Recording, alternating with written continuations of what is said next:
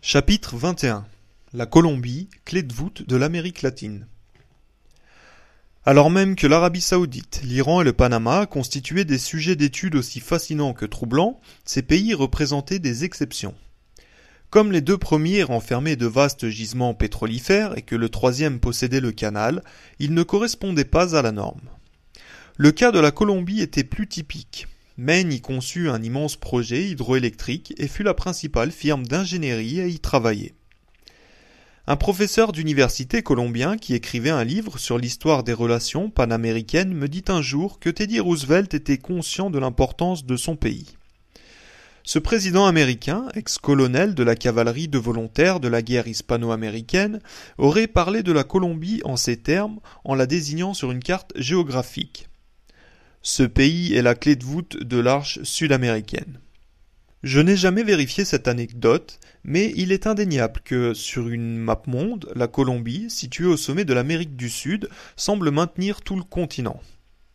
Elle relie tous les pays du Sud à l'isthme de Panama et donc à la fois à l'Amérique centrale et à l'Amérique du Nord. Que Roosevelt ait vraiment prononcé ces paroles ou non, il avait compris, comme plusieurs autres présidents, la position cruciale de la Colombie.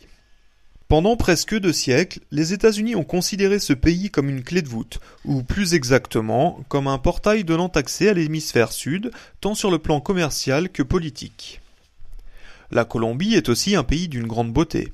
On y trouve des plages spectaculaires, bordées de palmiers, tant sur le littoral atlantique que sur celui du Pacifique, ainsi que de majestueuses montagnes, des pampas rivalisant avec les grandes plaines du Midwest américain et de vastes forêts tropicales d'une très riche biodiversité. Ses habitants sont également très particuliers, car ils possèdent des traits physiques, culturels et artistiques issus de divers apports ethniques, des indigènes taïronas aux immigrés d'Afrique, d'Asie, d'Europe et du Moyen-Orient.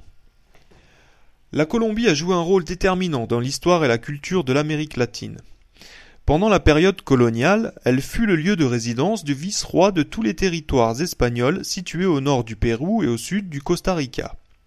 Les grandes flottes de galions partaient de la ville côtière de Carthagène pour transporter jusqu'en Espagne des trésors inestimables provenant du Chili et de l'Argentine. Plusieurs faits d'armes importants des guerres d'indépendance eurent lieu en Colombie.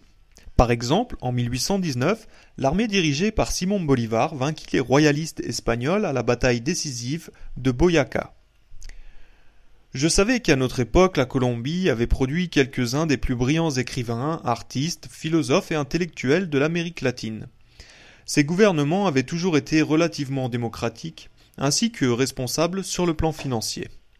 Elle avait servi de modèle pour les programmes de reconstruction nationale du président Kennedy dans toute l'Amérique latine. Contrairement au Guatemala, son gouvernement n'avait pas été terni par une réputation de fantoche de la CIA et contrairement au Nicaragua, ce gouvernement était élu, ce qui présentait une alternative à la fois aux dictatures de droite et au communisme. Enfin, contrairement à tant d'autres pays, dont le Brésil et l'Argentine, la Colombie ne se méfiait pas des États-Unis. Son image d'allié fiable a d'ailleurs survécu aux souillures causées par les cartels de la drogue. Malgré sa gloire, l'histoire colombienne ne fut toutefois pas exempte de haine et de violence. Ce lieu de résidence du vice-roi fut aussi celui de l'Inquisition. On fit construire des villes splendides, de magnifiques forts et de superbes haciendas par des esclaves africains et indiens. Les trésors transportés par les galions, objets sacrés et chefs-d'œuvre artistiques que l'on avait fondus pour la commodité du transport, avaient été arrachés au patrimoine des peuples anciens. Ces peuples fiers avaient eux-mêmes été décimés par les épées des conquistadors et par la maladie. Plus récemment, soit en 1945, une élection présidentielle controversée causa une profonde division entre les partis politiques et mena à la violencia. 1948-1957, durant laquelle périrent plus de 200 000 personnes.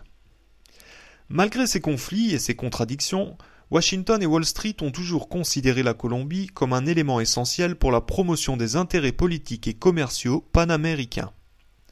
Outre sa position géographique cruciale, cela est dû à plusieurs facteurs, notamment le fait que les dirigeants de tout l'hémisphère s'inspirent d'elle pour leur propre politique, et aussi le fait qu'elle est la source de plusieurs produits vendus aux États-Unis, comme le café, les bananes, les textiles, les émeraudes, les fleurs, l'huile et la cocaïne, tout en constituant également un marché important pour nos propres biens et services.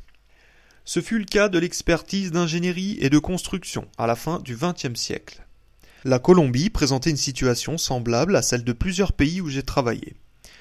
Il était relativement facile de démontrer qu'elle pouvait assumer de fortes dettes et les rembourser à l'aide des profits réalisés à la fois grâce aux projets eux-mêmes et aux ressources naturelles. Ainsi, d'énormes investissements dans la construction de centrales et systèmes électriques, d'autoroutes et de réseaux de télécommunications l'aideraient à exploiter ces vastes gisements de gaz et de pétrole ainsi que ces territoires amazoniens largement sous-développés. En retour, ces projets généreraient les revenus nécessaires pour rembourser les prêts plus les intérêts. Voilà pour la théorie. En pratique, cependant, notre véritable intention était la même qu'ailleurs dans le monde, subjuguer Bogota afin de faire progresser l'empire global. Comme dans plusieurs autres pays, mon travail consistait à convaincre le gouvernement de contracter d'énormes emprunts.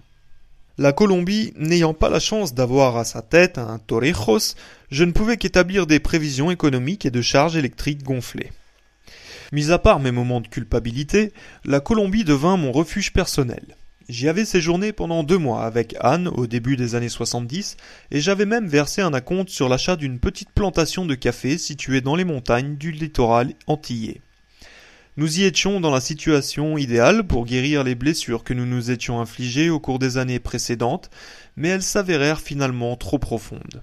Ce n'est qu'après notre séparation définitive que je me suis vraiment familiarisé avec ce pays. Dans les années 70, Maine avait obtenu un certain nombre de contrats pour développer divers projets d'infrastructures, dont un réseau d'installations hydroélectriques et de systèmes de distribution de l'électricité à travers la jungle et jusqu'aux villes de montagne. On me fournit un bureau dans la ville côtière de Barranquilla, où je fis la connaissance en 1977 d'une belle Colombienne qui changerait ma vie. Paula avait de longs cheveux blonds et de magnifiques yeux verts, ce qui n'est pas fréquent en Colombie. Ses parents avaient émigré de l'Italie du Nord. Fidèle à son héritage, elle était devenue modéliste. Elle avait même fait construire une petite manufacture de vêtements pour ses créations afin de les vendre dans les boutiques haut de gamme, tant en Colombie qu'au Panama et au Venezuela. Cette femme, animée d'une profonde compassion, m'aida à me remettre du traumatisme causé par mon divorce et à corriger certaines attitudes qui m'avaient nui considérablement avec les femmes. Elle m'apprit également beaucoup de choses sur les conséquences de mes activités professionnelles. Comme je l'ai mentionné plus haut, la vie est faite d'une série de hasards sur lesquels nous n'exerçons aucun contrôle. Dans mon cas, ce fut d'être un fils d'enseignant éduqué dans une école de garçons du New Hampshire rural, de faire la connaissance d'Anne et de l'oncle Frank, d'être sujet au recrutement pour la guerre du Vietnam et de rencontrer Einar Grave. Nous avons toutefois le choix de nos actes devant ces hasards, et c'est ce qui est déterminant. Par exemple, ma décision d'exceller dans mes études, d'épouser Anne, de m'enrôler dans les Peace Corps et de devenir ensuite un assassin financier. Voilà ce qui m'avait conduit à ma situation. La rencontre de Paula fut un autre de ces hasards. L'influence de cette femme m'amena à poser des gestes qui changèrent le cours de ma vie. Avant de la connaître, je mettais souvent en question mes activités professionnelles, mais je trouvais toujours le moyen de rationaliser ma collaboration au système, malgré ma culpabilité. Paula est sans doute survenue au bon moment. Peut-être aurais-je fait le saut quand même, poussé par mes expériences en Arabie Saoudite, en Iran et au Panama, mais ce qui est certain, c'est qu'elle fut le catalyseur dont j'avais besoin à ce moment-là. C'était une femme, Claudine, qui m'avait persuadé de joindre les rangs des assassins financiers, et ce fut aussi une femme, Paula, qui me persuada d'en sortir. Elle me convainquit de faire un profond examen de conscience, afin de me rendre compte que je ne serais pas heureux tant que j'exercerais ce métier.